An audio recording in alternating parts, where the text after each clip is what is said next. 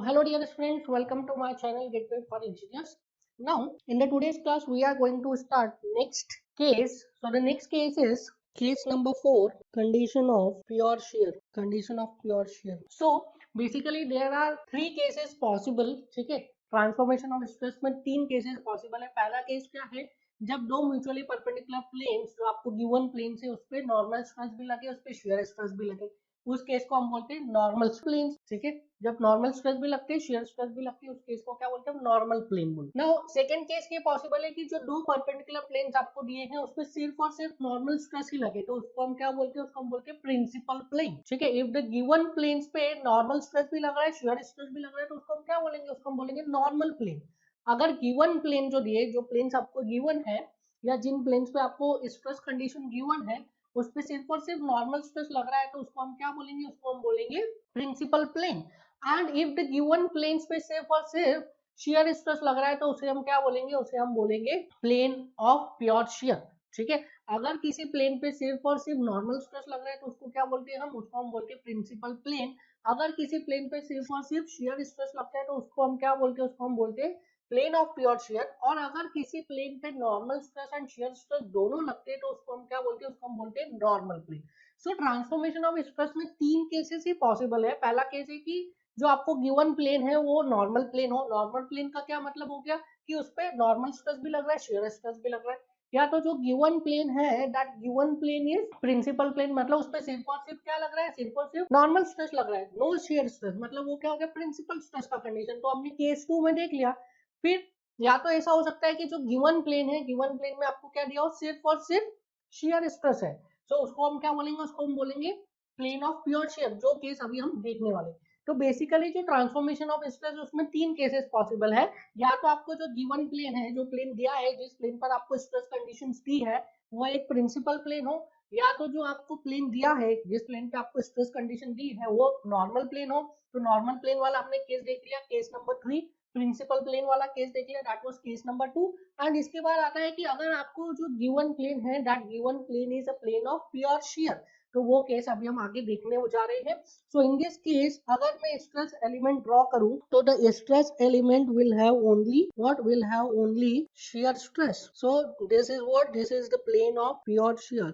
ठीक है, इसमें क्या लग रहा है, इस प्लेन पर जो गिवन प्लेन है उस पर क्या लग रहा है, सिर्फ और सिर्फ शेयर स्ट्रेस ही लग रहा है. नाउ इन दिस केस अगर मुझे इसमें स्ट्रेस ट्रांसफॉर्मेशन करना है, that means if I want to calculate the value of normal stress and shear stress on this inclined plane which is at an angle of theta in the anti-clockwise direction, so I will use the result of previous case. इसके पहले वाला जो case था, case number 3, उसके directly results use करेंगे. सो अगर मैंने एक इंक्लाइन प्लेन ड्रॉ किया है एंड इस इंक्लाइन प्लेन पे अगर मैं एलिमेंट ड्रॉ करूं, सो अगर इस इंक्लाइन प्लेन की मैं बात करूं तो इस इंक्लाइन प्लेन पर कैसे स्ट्रेसेस लगेंगे, इस इंक्लाइन प्लेन पर दोनों स्ट्रेसेस लगेंगे, नॉर्मल एंड शेयर बोथ. सो ये हो गया normal stress sigma x dash, this is again normal stress sigma y dash, and this is shear stress tau xy dash. So we have to calculate the value of what, sigma x dash, sigma y dash and tau xy dash. So हमें पता है that sigma x dash is equals to sigma x plus sigma y by 2 plus sigma x minus sigma y by 2 cos 2 theta plus tau xy sin 2 theta. So अगर इस case की मैं बात करूं तो for this case sigma x is 0, sigma y is 0. So what you will get the value of sigma x dash is equals to tau xy sin 2 theta. Similarly अगर मैं tau xy dash की बात करूँ तो tau xy dash is minus of sigma x minus sigma y by 2 sin 2 theta plus tau xy cos 2 theta. So from here you will get the value of tau xy dash, sigma x 0 है, sigma y भी 0 है, so you will get the value of tau xy dash is equals to tau xy cos 2 theta. So हमें क्या मिल गया, हमें यहाँ से नॉर्मल स्ट्रेस मिल गया ऑन द इंक्लाइंड प्लेन, हमें यहाँ से शेयर स्ट्रेस मिल गया ऑन द इंक्लाइंड प्लेन. सो आप अलग अलग वैल्यू ऑफ थीटा यहाँ पे रखते जाइए, आपको अलग अलग इंक्लाइंड प्लेन पर क्या मिलता जाएगा, normal stress and shear stress का कॉम्बिनेशन मिलता जाएगा. थीटा की वैल्यू को चेंज करते जाइए, you will get different values of what, you will get different values of normal stress and shear stress. Now हमें उस इनफाइनाइट नंबर ऑफ वैल्यूज से क्या मतलब है, हमें तो मतलब है मैक्सिमम वैल्यू से, हमें तो मतलब है क्रिटिकल वैल्यू से, ताकि हम इस सेक्शन को डिजाइन कर पाए, मेंबर को डिजाइन कर पाए. सो हमें किस चीज से मतलब है, हमें मतलब है the value of maximum normal stress and the value of maximum shear stress. So if I want to calculate maximum normal stress, तो हमें पता है maximum normal stress कहाँ पर आएगा, maximum normal stress आएगा principal plane पे, and principal plane की क्या स्पेशलिटी होती है, principal plane पे the value of shear stress is 0. So for principal plane, or I will write for position of principal plane, what I have to do, I have to put tau xy dash is 0. ठीक है, tau xy dash को 0 के बराबर put करिए, जो theta की value आएगी वो थीटा क्या देगा आपको, वो थीटा देगा position of principal plane. So I can write cos 2 theta p is equals to 0, then the value of 2 theta p will be equals to 90 degree and 270 degree. So the value of theta p कितना आ गया, it is 45 degree and 135 degree. ठीक है, सो यहाँ पे principal plane कहाँ पे मिलेगा आपको, प्रिंसिपल प्लेन मिलेगा at an angle of 45 degree and 135 degree from the vertical. From the vertical मतलब क्या है, जिस प्लेन पर आपका सिर्फ और सिर्फ शियर स्ट्रेस लग रहा है, कोई नॉर्मल स्ट्रेस नहीं लग रहा है, उस प्लेन से 45 degree and 135 degree anti clockwise direction में आपको क्या मिलेगा, आपको प्रिंसिपल प्लेन मिलेगा. And the value of principal stress, so for principal stress put theta is equal to theta P. सो पुट करिए थीटा को थीटा पी के बराबर, you will get sigma 1 is equal to tau x Y sine 2 theta. Tau x Y sine 2 into 45 degree, so sigma 1 क्या हो जाएगा, tau x Y sign 90 कितना हो गया 1. Similarly, sigma 2 will be tau xy into sin 2 into 135 degree. So sin 2 into 135 is sin 270. Sin 270 क्या हो गया, it is minus 1. So the value of sigma 1 is tau xy and the value of sigma 2 is minus tau xy. ठीक है, तो principal stresses क्या मिले आपको, tau xy and minus tau xy. ठीक है, so the value of principal stress is same. ठीक है, the value of the magnitude of major principal stress and minor principal stress is same, is equal in the case of what, in the case of pure shear. In the case of pure shear, the value of maximum principal stress and minor principal stress is equal, but उनका nature क्या है, nature is opposite, one is tensile, other is compressive. So in the case of pure shear, you will get the value of major principal stress and minor principal stress as equal, but one will be tensile, other will be compressive. Similarly, second हमें क्या चाहिए, हमें चाहिए the value of tau max. So for maximum shear stress, what I have to do, I have to maximize tau dash as xy is equals to tau xy cos 2 theta. ठीक है, tau dash xy की क्या equation आएगी, tau dash xy की equation आएगी tau xy cos 2 theta. So आपको अगर maximum value चाहिए शेयर स्ट्रेस की, तो आपको क्या करना पड़ेगा, इस इक्वेशन को मैक्सिमाइज करना पड़ेगा. इस इक्वेशन को मैक्सिमाइज कैसे कर सकते हो आप, cos 2 थीटा की मैक्सिमम वैल्यू रख दो. cos 2 थीटा की मैक्सिमम वैल्यू कितनी होती है, 1.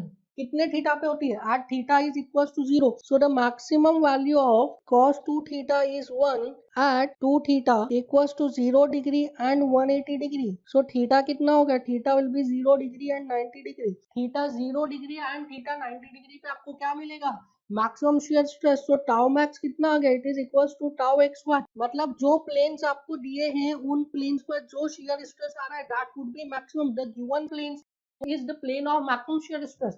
सो in the case of pure shear, जिस प्लेन पर प्योर शेयर लग रहा है उस प्लेन पर जो स्ट्रेसेस आ रही है, that is what, maximum shear stress.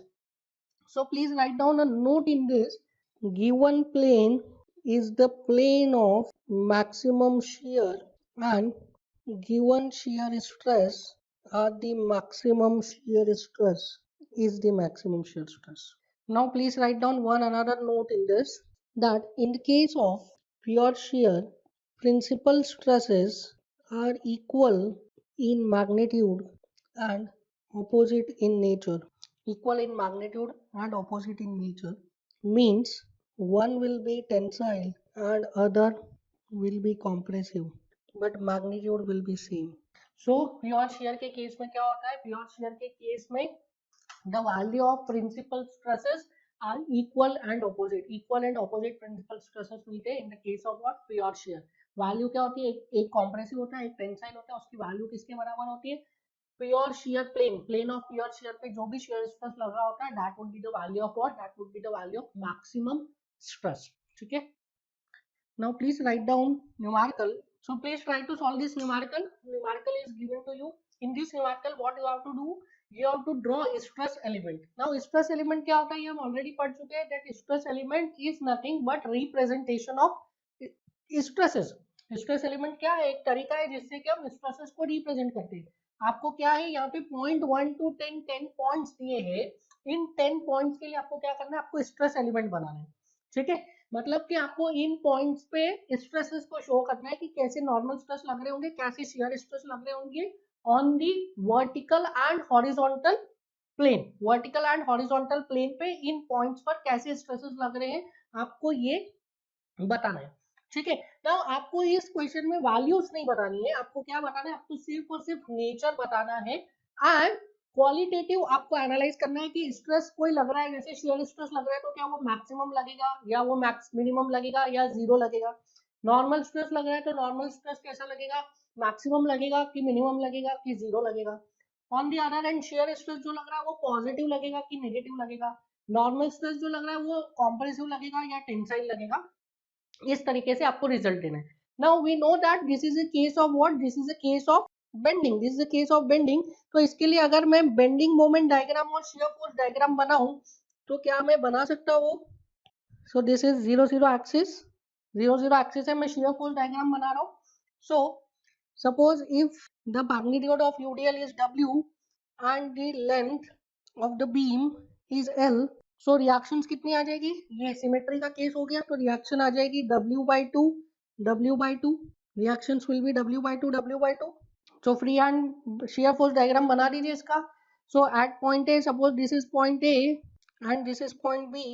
So at point A there is a point load. तो शियर फोर्स डायग्राम में क्या आएगा, there will be a sudden jump. So यहाँ पे शेयर फोर्स डायग्राम में सडन जंप आ गया. Now in the portion A to be loading diagram का डिग्री कितना है 0, तो शेयर फोर्स का डिग्री कितना आएगा 1. सो ये शेयर फोर्स डायग्राम का डिग्री आ गया 1. And at point B again there is a sudden point load. So यहाँ पे क्या आ जाएगा, एक जंप आ जाएगा. This is W/2, this is W/2. Similarly अगर बेंडिंग मोमेंट डायग्राम बनाए तो कैसा आ जाएगा bending moment diagram. This is 0 0 axis. Bending moment diagram, shear force diagram का डिग्री कितना है 1, तो बेंडिंग मोमेंट डायग्राम का डिग्री कितना हो जाएगा 2. So it would be a parabola like this. Here bending moment will be 0 0. Centre में हो जाएगा मैक्सिमम WL²/8. तो इसके लिए हमने शेयर फोर्स डायग्राम बना लिया, बेंडिंग मोमेंट डायग्राम बना लिया. नाउ यहाँ पे शेयर फोर्स डायग्राम और बेंडिंग मोमेंट डायग्राम बनाने की क्या जरूरत पड़ी है, because we know that bending stress sigma b is equals to m/I into y and shear stress tau is equals to SAY bar upon IB. हमें पता है बेंडिंग स्ट्रेस क्या होता है, it is m/I into y and shear stress क्या होता है, it is SAY bar upon IB. सो जहाँ पे ये m/I into y मैक्सिमम होगा वहां पे क्या होगा, बेंडिंग स्ट्रेस मैक्सिमम होगा. जहाँ पे SAY bar upon IB maximum होगा वहां पे क्या होगा, shear stress मैक्सिमम होगा. अब आई तो देखिए पूरे के पूरे बीम के लिए कांस्टेंट है क्योंकि the cross section is uniform. So I constant हो गया. सिमिलरली बी भी कांस्टेंट है क्योंकि the cross section is uniform. Capital A भी कांस्टेंट है because the cross section is uniform. So depend करेगा m इंटू वाई पे और डिपेंड करेगा s इंटू वाई बार पे. ठीक है, m इंटू वाई पे डिपेंड करेगा और s इंटू वाई बार पे डिपेंड करेगा. नाउ शियर स्ट्रेस का वेरिएशन कैसा होता है, शियर स्ट्रेस का वेरिएशन ये हम ऑलरेडी पढ़ चुके हैं. That the variation of shear stress is parabolic in nature. 0 रहता है टॉप एंड बॉटम में और मैक्सिमम रहता है कहाँ पे, सेंटर में. सिमिलरली बेंडिंग स्ट्रेस का वेरिएशन कैसा रहता है, बेंडिंग स्ट्रेस का variation is triangular. The variation of bending stress is linear. कैसा लग रहा है, सैगिंग बेंडिंग लग रहा है या हॉगिंग बेंडिंग लग रहा है, दिस इज सैगिंग. तो टॉप में क्या आएगा, टॉप में कॉम्प्रेशन, बॉटम में टेंशन. सो टॉप में आ गया कॉम्प्रेशन एंड बॉटम में आ गया टेंशन. ठीक है, मैक्सिमम वैल्यू तो टॉप में और बॉटम में मैक्सिमम वैल्यू होगी. This is sigma b max, this is also sigma b max and this is what, this is tau max. ठीक है, सो आपको इसमें दोनों ही चीजों का यूज करना पड़ेगा. One is this bending moment distribution, shear force distribution and second is bending stress distribution, shear stress distribution. ठीक है, तो आपको दोनों का ही यूज आएगा. मैं आपको एक दो पॉइंट्स के लिए बना के बता देता हूँ. सो पॉइंट 1 की अगर मैं बात करूँ, so if I draw stress diagram for point 1, point 1 के लिए अगर हम स्ट्रेस डायग्राम बनाएंगे तो देखिए पॉइंट 1 पे अगर मैं एलिमेंट को रिप्रेजेंट करूंगा तो पॉइंट 1 पे क्या शियर स्ट्रेस आएंगे. देखिए पॉइंट 1 पे शियर फोर्स तो आ रहा है, शियर फोर्स आ रहा है, बट पॉइंट 1 कहाँ पर है, सरफेस पे है. तो सरफेस पे the value of shear stress is how much, surface पे the value of shear stress is 0. So since point 1 is at surface, तो सरफेस पे क्या है, शियर स्ट्रेस 0 होगा। सो यहाँ पे टाउ नहीं आएगा, शियर स्ट्रेस पॉइंट 1 पे अगर आप एलिमेंट बनाओगे तो पॉइंट 1 पे there will be no shear stress, so the value of tau is 0। Now point 1 पे अगर मैं बेंडिंग स्ट्रेस की बात करूं तो क्या बेंडिंग स्ट्रेस मैक्सिमम आएगा? यस, बिकॉज पॉइंट 1 पे क्या है, पॉइंट 1 सरफेस पे, एंड सरफेस पे हमें पता है that bending stress is maximum at surface, so bending stress maximum आएगा। टेंसाइल आएगा या कॉम्प्रेसिव आएगा? पॉइंट 1 पे जो बेंडिंग स्ट्रेस आएगा वो टेंसाइल आएगा या कॉम्प्रेसिव आएगा, बताइए। सो पॉइंट 1 पे जो बेंडिंग स्ट्रेस आएंगे that would B compressive, because यहाँ पे क्या लग रहा है, दिस इज सैगिंग। सैगिंग लगेगी तो टॉप में क्या आएगा, कॉम्प्रेशन, बॉटम में क्या आएगा, एलोंगेशन। सो सैगिंग की वजह से टॉप में कॉम्प्रेशन आएगा, बॉटम में एलोंगेशन आएगा, मतलब यहाँ पे पॉइंट 1 पे क्या आएगा, कॉम्प्रेसिव स्ट्रेस। सो पॉइंट 1 पे आ जाएगा कॉम्प्रेसिव स्ट्रेस लाइक दिस। देखिए कॉम्प्रेसिव स्ट्रेस है तो मैंने टुवर्ड्स दी एलिमेंट शो किया है, towards the element, this is sigma max, ठीक है। शियर स्ट्रेस क्या हो गया, 0। अब देखिए पॉइंट 2 पर, देखिए पॉइंट 2 पे अगर पॉइंट 2 के लिए मैंने स्ट्रेस एलिमेंट बनाया like this, this is stress element for point 2। Point 2 के लिए देखिए क्या पॉइंट 2 पर शियर स्ट्रेस आएगा, पॉइंट 2 पर यस शियर स्ट्रेस आ रहा है क्योंकि शियर फोर्स भी आ रहा है और शियर स्ट्रेस का वेरिएशन भी आ रहा है। सो पॉइंट 2 पर क्या है, शियर स्ट्रेस आएगा। सो पॉइंट 2 पे जो शियर स्ट्रेस आएगा दैट वुड बी पॉजिटिव और नेगेटिव। शियर फोर्स पॉजिटिव आ रहा है तो शियर स्ट्रेस क्या आएगा, पॉजिटिव। पॉजिटिव शियर स्ट्रेस को हम कैसे डिनोट करते हैं, पॉजिटिव शियर स्ट्रेस को हम डिनोट करते हैं like this. So this is tau x Y. क्या शियर स्ट्रेस मैक्सिमम आएगा पॉइंट 2 पे? पॉइंट 2 पे शियर स्ट्रेस नहीं, मैक्सिमम नहीं आएगा। पॉइंट 2 पे शेयर स्ट्रेस मैक्सिमम नहीं आएगा क्योंकि यहाँ पे आ रहा है ना। सो पॉइंट 2 पर शेयर स्ट्रेस मैक्सिमम नहीं आएगा, क्या आएगा, टाउ एक्स वाई। नाउ देखिए पॉइंट 2 पर बेंडिंग स्ट्रेस की बात करिए, पॉइंट 2 पर क्या बेंडिंग स्ट्रेस 0 आएगा? नहीं, बेंडिंग स्ट्रेस 0 नहीं आएगा क्योंकि बेंडिंग मोमेंट भी 0 नहीं है पॉइंट 2 पे, एंड बेंडिंग स्ट्रेस डिस्ट्रीब्यूशन भी 0 नहीं है। सो पॉइंट 2 पर बेंडिंग स्ट्रेस 0 नहीं आएगा। क्या मैक्सिमम आएगा बेंडिंग स्ट्रेस? नहीं, मैक्सिमम भी नहीं आएगा। क्यों मैक्सिमम नहीं आएगा? क्योंकि ये सरफेस पे नहीं है पॉइंट 2। सो पॉइंट 2 पर बेंडिंग स्ट्रेस आएगा तो, पर मैक्सिमम नहीं आएगा। टेंसाइल आएगा कि कॉम्प्रेसिव आएगा पॉइंट 2 पर बेंडिंग स्ट्रेस? पॉइंट 2 पर बेंडिंग स्ट्रेस आएगा compressive, because this is compressive and this is tensile. So bending stress कैसा आएगा, कॉम्प्रेसिव। पॉइंट 2 पर you will gate compressive bending stress, तो दिस इज सिग्मा, ठीक है। सो पॉइंट 2 पे क्या आ गया, शियर स्ट्रेस भी आ गया, बेंडिंग स्ट्रेस भी आ गया लाइक दिस, ठीक है। नाउ अब देखिए पॉइंट 3 पर, देखिए पॉइंट 3 पे अगर मैं एलिमेंट बनाऊं, so this is element at point 3, तो बताइए क्या पॉइंट 3 पर शियर स्ट्रेस आएगा? पॉइंट 3 पे shear stress, yes shear force भी आ रहा है एंड शियर स्ट्रेस तो मैक्सिमम है। देखिए यहाँ पे शियर स्ट्रेस डिस्ट्रीब्यूशन में इट इज टाउ मैक्स, सो यहाँ पे क्या होगा, यहाँ पे मैक्सिमम शियर स्ट्रेस आएगा। डायरेक्शन कैसा रहेगा, पॉजिटिव या नेगेटिव? तो शियर फोर्स पॉजिटिव है तो शियर स्ट्रेस भी क्या होगा, पॉजिटिव। सो पॉइंट 3 पर जो शियर स्ट्रेस आएगा that would B positive and the value of shear stress will be maximum, tau max. Normal stress बताइए क्या पॉइंट 3 पे नॉर्मल स्ट्रेस आएगा?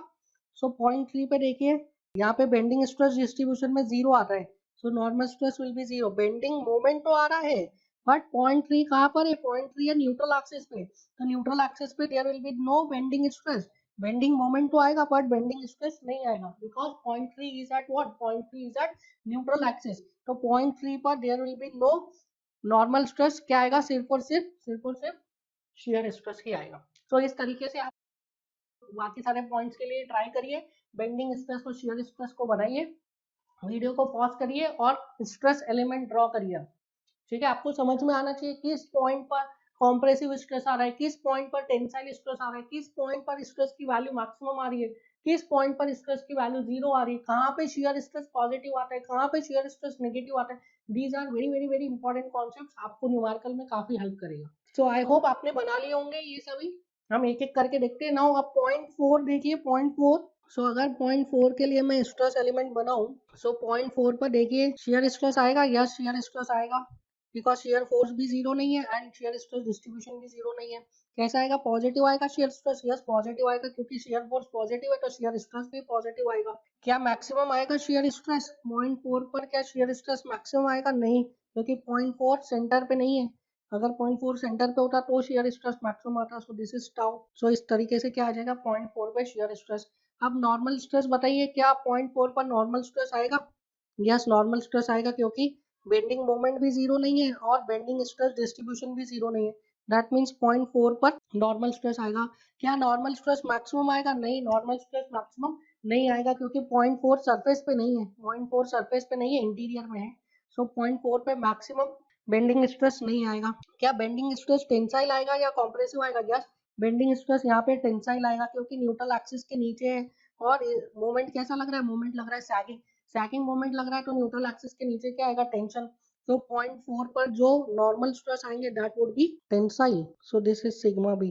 ठीक है, सिग्मा बी। क्या मैक्सिमम होगा? नहीं, मैक्सिमम नहीं होगा। नाउ 0.5 पे देखिए, 0.5 पे 0.5 पे क्या शियर स्ट्रेस आएंगे? नहीं, 0.5 पे शियर स्ट्रेस नहीं आएंगे। क्यों नहीं आएंगे? Because shear stress distribution is zero, shear stress की डिस्ट्रीब्यूशन में जीरो है तो शियर फोर्स तो आ रहा है पर शियर स्ट्रेस नहीं आएंगे। सो 0.5 के लिए अगर मैं स्ट्रेस एलिमेंट बनाऊंगा तो उसमें शियर स्ट्रेस नहीं आएंगे।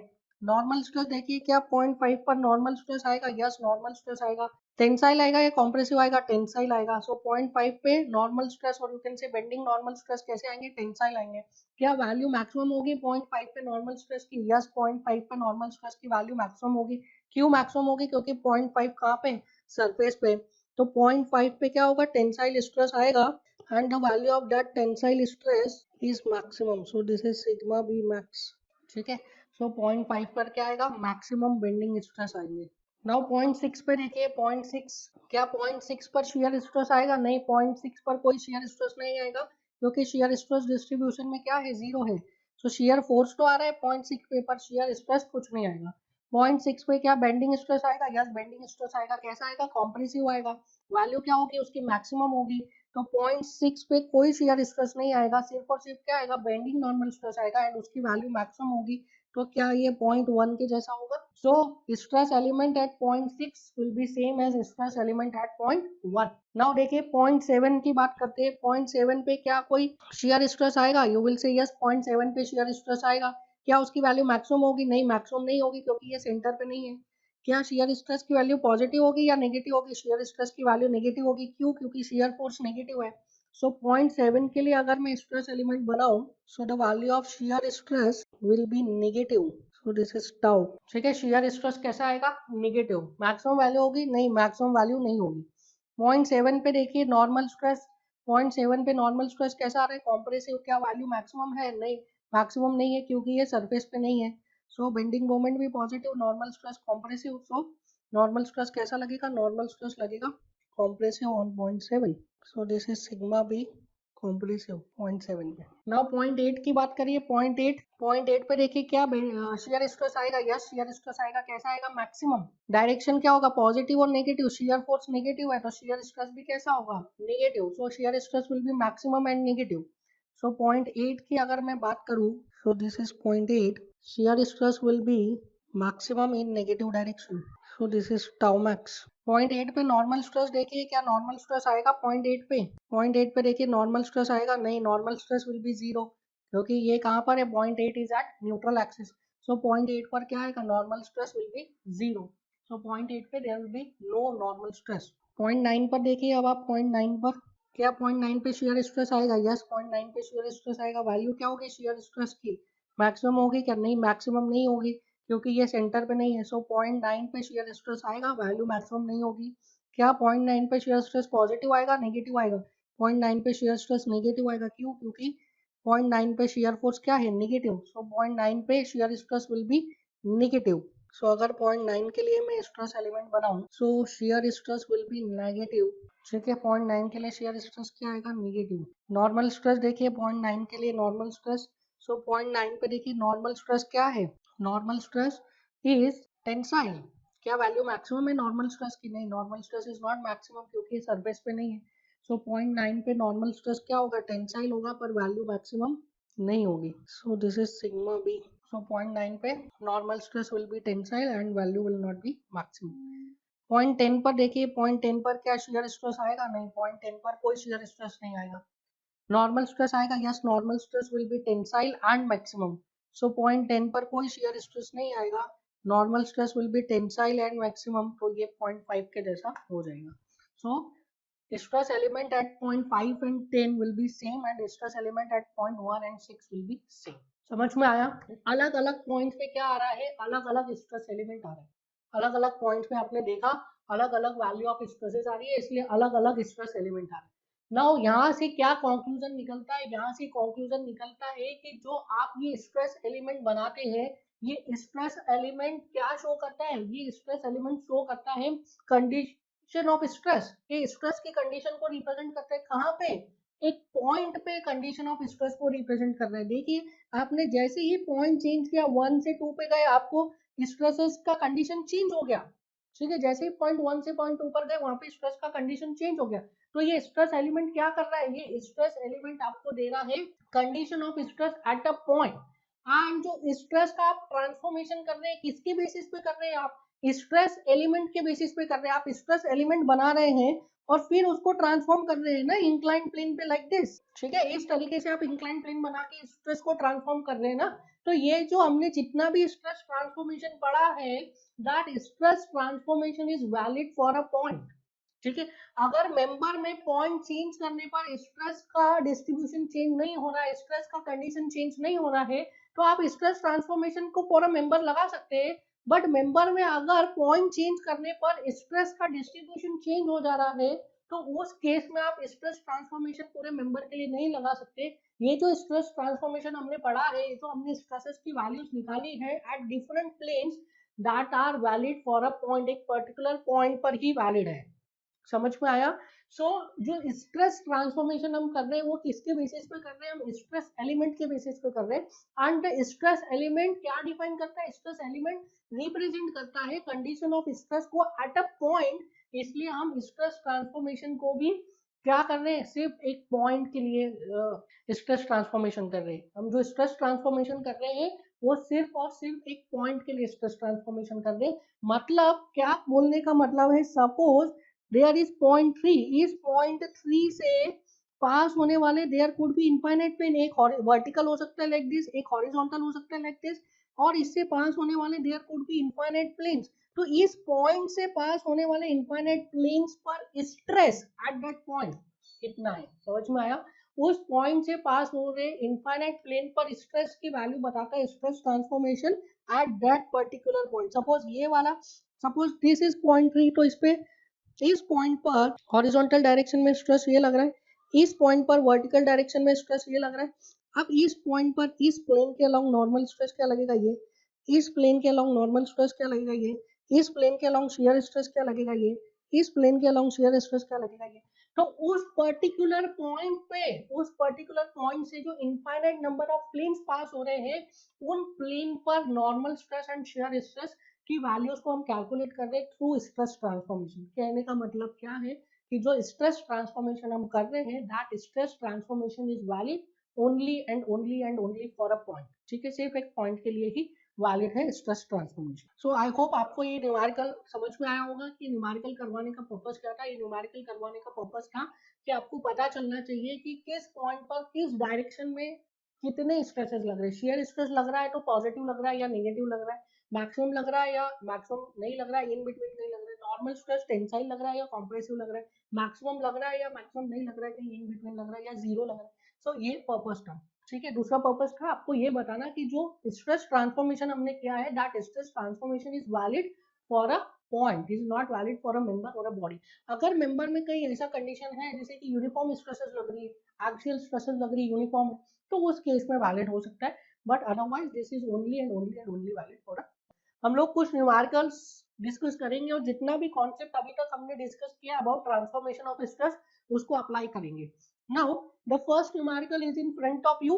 The numerical says two planes AB and BC are at right angle and acted upon a tensile stress of 90 megapascal and a compressive stress of 70 megapascal.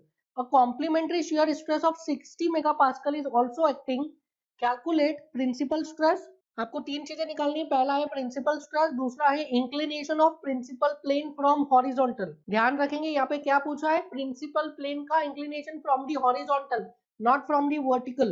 Maximum shear stress and inclination of its plane from vertical. So I am assuming a stress element.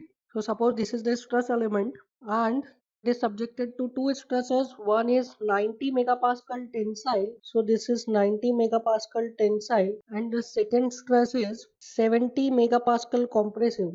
So the first stress was 90 megapascal tensile and the second was 70 megapascal compressive. And इसके साथ में क्या लग रहा है, shear stress of 60 megapascal. So shear stress का कोई direction नहीं दिया है, so we are assuming positive shear stress. So this is shear stress of 60 megapascal. Now हमें क्या पूछा, हमें पूछा principal stress. So we know the formula for principal stress, sigma 1 comma 2 is equals to sigma x plus sigma y by 2 plus sigma x minus sigma y by 2 का whole square plus tau square xy under root में, this is plus minus. ठीक है, so this is the formula for principal stress. I know मैंने आपको बोला है अभी कि ये प्रिंसिपल स्ट्रेस का फॉर्मूला याद नहीं करना है आपको, एंड आप बोलेंगे कि फॉर्मूला याद नहीं तो क्वेश्चन कैसे सॉल्व होगा. फॉर द टाइम बीइंग आप अपने पेजेस को टर्न करिए, नोट्स के पेजेस को टर्न करिए और फॉर्मूला देख लीजिए वहां से. In the due course of time हम इसका एक शॉर्ट ट्रिक सीखेंगे जिसके लिए आपको फॉर्मूला याद रखने की जरूरत नहीं रहेगी. सो आप बताएं what is the value of sigma x. Sigma x की वैल्यू क्या दिया है, according to our sign convention sigma x is what, it is the stress on vertical plane, tensile stress on vertical plane. So sigma x क्या हो जाएगा, it is 90. Sigma Y क्या दिया है, according to our sign convention sigma y is the normal stress on the horizontal plane and that normal stress is tensile. So according to our sign convention, sigma y is tensile normal stress on the horizontal plane. यहाँ पे देखिए horizontal plane पे क्या tensile stress लग रहा है, नहीं, यहाँ पे लग रहा है कॉम्प्रेसिव. तो sigma y will be -70. Tau x Y क्या था, tau x Y according to our sign convention tau x Y is the positive shear stress. So यहाँ पे पॉजिटिव लग रहा है, so tau x Y is 60. Values put करिए, you will get sigma 1, 2 इज 90 minus 70 by 2 plus minus under root of minus 90 minus 70 by 2 का whole square plus 60 का whole square. So sigma 1, 2 पे आ जाएगा, 90 minus 70 is 20 by 2 is 10 plus minus under root of minus 90 minus 70 is 160 by 2 is 80 का square plus 60 का square. क्या होता है 80 का square plus 60 का square, it is 100. 80 का square plus 60 का square is 100 का square, under root of 100 का square is 100. So from here you will get sigma 1 is 10 plus 100 and sigma 2 is 10 minus 100. So sigma 1 आ जाएगा आपका 110 and sigma 2 will be minus 90 megapascal. So यहाँ से क्या मिल गया आपको, principal stress sigma 1 and sigma 2. Principal stress आ गए आपके सिग्मा 1 एंड सिग्मा 2. सेकंड क्या पूछा है, सो this is the first answer आपको मिल गया है. सेकंड क्या पूछा है आपसे, सेकंड पूछा है inclination of principal plane from horizontal. So हमें पता है प्रिंसिपल प्लेन का इंक्लिनेशन का formula tan 2 theta is 2 tau x y upon sigma x minus sigma y. 2 tau x y upon sigma x minus sigma y. Tau x y की value क्या है, tau x y 60, sigma x is 90 and sigma y is minus 70. So यहाँ से tan 2 theta की value कितनी आ जाती है, it is 120 upon 160. 120 upon 160. So 4 3 are 12, 4 4 are 16. So यहाँ से you will get 2 theta is equals to 36.87 degree. So theta कितना आ जाएगा, 18.43 degree. But this theta is in anti-clockwise from vertical. ये जो theta है ये वर्टिकल से एंटी क्लॉकवाइज. हमसे क्वेश्चन में क्या पूछा है, हॉरिजॉन्टल से पूछा है.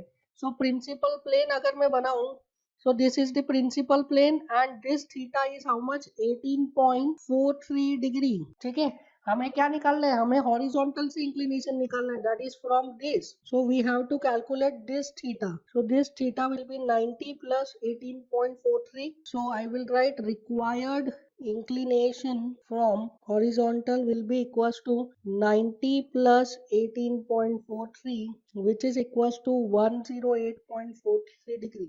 ये तो हो गया पहला angle. Second angle will be equals to 108.43 plus 90 that is 198.43 degree.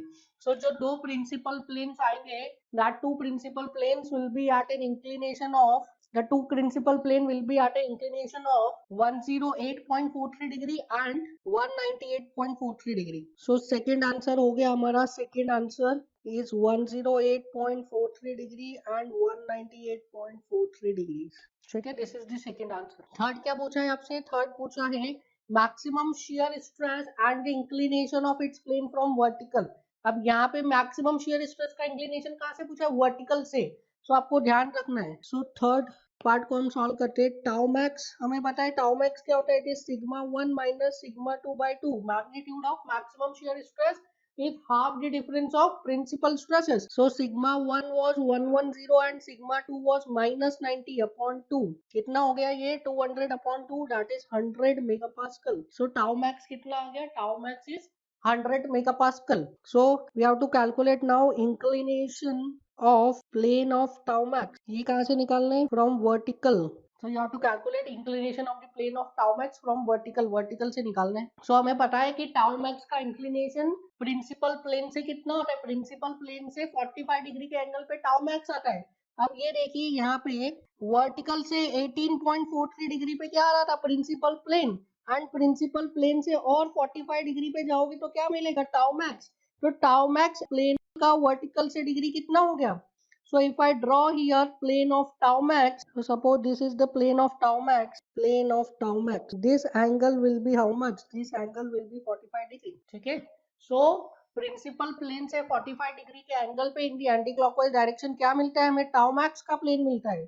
So tau max plane का वर्टिकल प्लेन से कितना हो गया inclination, it is 45 plus 18.43, so it is equals to 18.43 degree plus 45, कितना आ जाता है ये, इट इज 63.43 डिग्री. ये तो हो गया फर्स्ट. सेकेंड एंगल क्या हो जाएगा, it is 18.43 degree plus 135 degree. So this will becomes 153.43 degrees. 153.43 degree.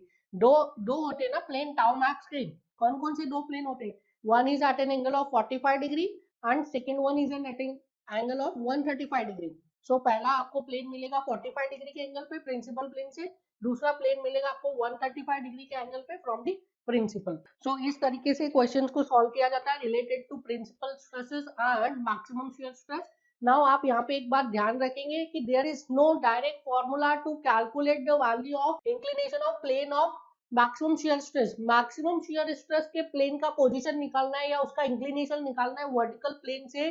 So there is no direct formula. What you have to do, आपको पहले निकालना पड़ेगा पोजीशन ऑफ प्रिंसिपल प्लेन, और प्रिंसिपल प्लेन से आपको क्या करना पड़ेगा, प्रिंसिपल प्लेन के पोजीशन में 45 डिग्री ऐड करना पड़ेगा एंड 135 डिग्री ऐड करना पड़ेगा. उससे आपको क्या मिलेगा, उससे आपको मिलेगा inclination of the plane of maximum shear.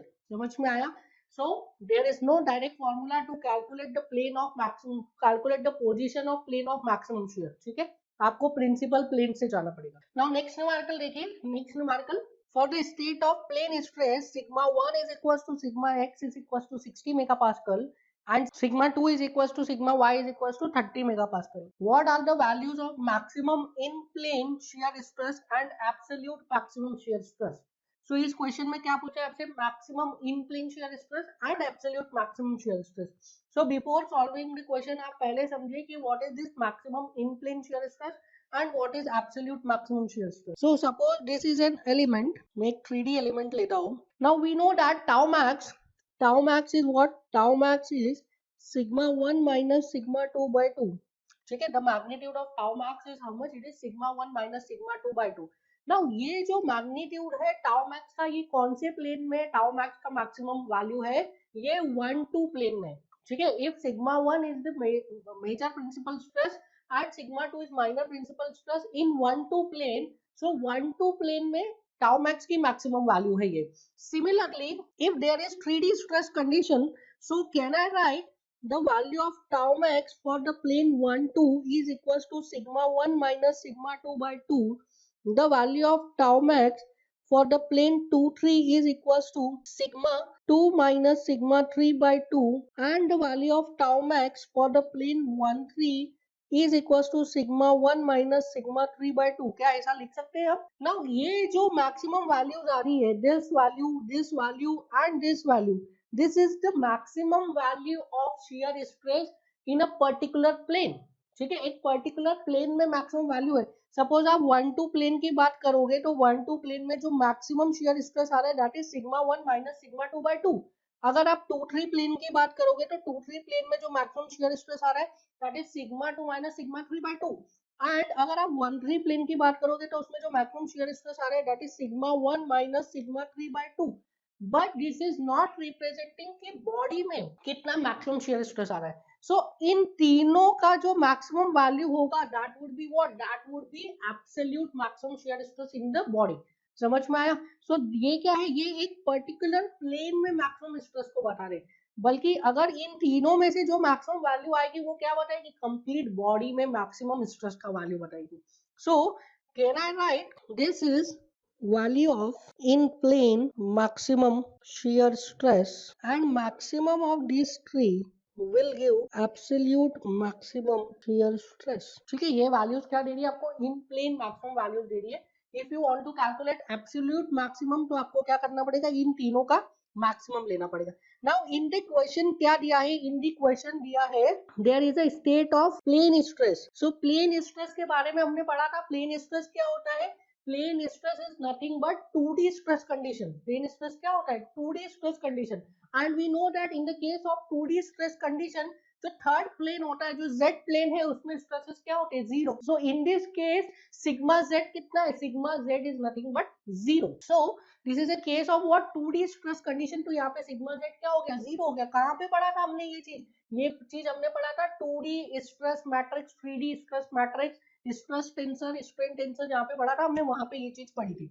So can I write sigma x is equal to sigma one is equal to कितना दिया है 60, sigma y is equal to sigma two is equal to 30 and sigma z is equals to sigma 3 is equals to how much, 0. So can I calculate from here tau max in xy plane, this will be equals to sigma 1 minus sigma 2 by 2 in the modulus. So 60 minus 30 by 2, which is equals to nothing but 15 megapascal. Similarly, if I want to calculate tau max in xz plane, so tau max in xz plane will be equals to 60 minus 0, or I will write sigma 1 minus sigma 3 by 2, which is equals to 60 minus 0 by 2, which is equals to 30 megapascal. And if I want to calculate tau max in yz plane, so it will be equals to sigma 2 minus sigma 3 by 2. Sigma 2 is 30, sigma 3 is 0, so the value is equals to 15 megapascal. Now ये क्या है, हमें in plane maximum in the plane xy plane में maximum shear stress कितना लग रहा है, 15। X z plane में मैक्सिमम शियर स्ट्रेस कितना लग रहा है, 30। वाईजेड प्लेन में मैक्सिमम शियर स्ट्रेस कितना लग रहा है, 15। So this is in the plane maximum shear stress है। एब्सोल्यूट मैक्सिमम क्या हो जाएगा, इन तीनों का मैक्सिमम, इन तीनों का जो मैक्सिमम वैल्यू होगा that will represent absolute maximum shear stress. So absolute maximum क्या हो जाएगा, absolute maximum shear stress will be equals to 30 megapascal. क्या हो जाएगा, 30 megapascal. And in plane maximum कौन सा हो जाएगा, अब यहाँ पे क्वेश्चन में हमको क्या दिया, इन अ प्लेन स्टेट ऑफ स्ट्रेस। ठीक है, स्टेट ऑफ प्लेन स्ट्रेस और उसमें एक्स वाई वैल्यू दिए, तो हमेशा जिस प्लेन में आपको स्ट्रेसेस की वैल्यू दी है उस प्लेन के लिए ही आप मैक्सिमम इन प्लेन बताएंगे। ऐसे तो तीनों ही है, this is in the plane x y maximum shear stress, this is in the plane x maximum shear stress, this is in the plane y maximum shear stress. तो आप कौन सा इन प्लेन मैक्सिमम बताओगे, आप इन प्लेन मैक्सिमम वो वाले plane का बताओगे जिस प्लेन पे आपको स्ट्रेसेस दिए हैं। तो आपको स्ट्रेसेस किस पे दिए, एक्स वाई प्लेन पे दिए, एक्स वाई प्लेन पे। So in plane maximum shear stress will be equals to tau max on the xy plane. So in plane maximum, that is xy plane, in plane maximum shear stress is equals to 15 megapascal. Now इसके नीचे आप एक note लिखिए, please write down a note below this. In plane maximum shear stress means maximum shear stress in that plane on which stresses are given. In plane maximum shear stress means maximum shear stress in that plane at which the stresses are acting, second note लिखिए इसमें, absolute maximum shear stress means maximum of all three planes, ठीक है, in plane maximum shear stress and absolute maximum. Now next numerical लिखिए, next numerical is in front of you. At a point under the stress, the intensity of resultant stress on a certain plane is shown. ठीक है, सो आपको क्या दिया है, intensity of resultant stress, calculate the value of maximum stress. So what you have to calculate, you have to calculate the value of maximum stress. So देखिए in this case क्या दिया है आपको, stress on two perpendicular planes. Now ये देखिए in the plane, मैं इसको name दे रहा हूँ, this is A, this is B and this is C. So in the plane AB plane पे क्या लग रहा है, एक inclined stress लग रहा है, that is of 63.64 megapascal. Now हमने ये चीज पढ़ी थी कि अगर आप प्लेन को फिक्स कर दें, if the plane is fix, जैसे इस केस में प्लेन फिक्स्ड है, एंड अगर प्लेन फिक्स्ड है तो आप क्या कर सकते हैं, जो स्ट्रेस है उसको रिजॉल्व कर सकते हैं एज वेक्टर, मतलब इसके दो कंपोनेंट ले सकते हैं, one is like this and other is like this. देखिए if the plane is fixed, suppose this is a plane and इस प्लेन के ऊपर कोई स्ट्रेस एक्ट कर रहा है like this at an angle theta, this is theta, this is sigma. So इस stress के हम कंपोनेंट लिख सकते हैं like this is sigma cos theta, and इस प्लेन के परपेंडिकुलर एक कंपोनेंट आ जाएगा, this is sigma sine theta. अगर प्लेन फिक्स है तो ठीक है, तो हमने प्लेन फिक्स कर लिया है। अगर प्लेन फिक्स कर लिया तो आप स्ट्रेसेस को वेक्टर के जैसा रिजॉल्व कर सकते हैं, ठीक है, ये हमने ऑलरेडी डिस्कस किया था।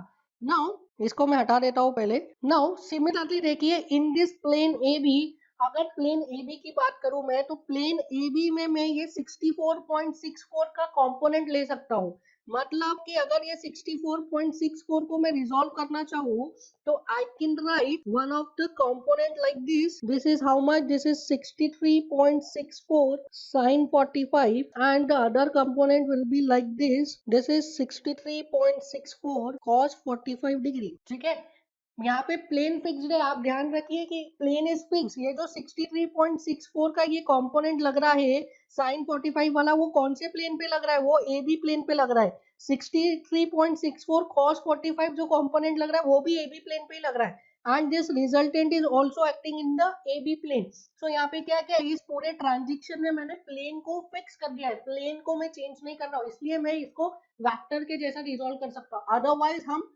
स्ट्रेस को वेक्टर के जैसा रिजॉल्व नहीं कर सकते हैं, ठीक है।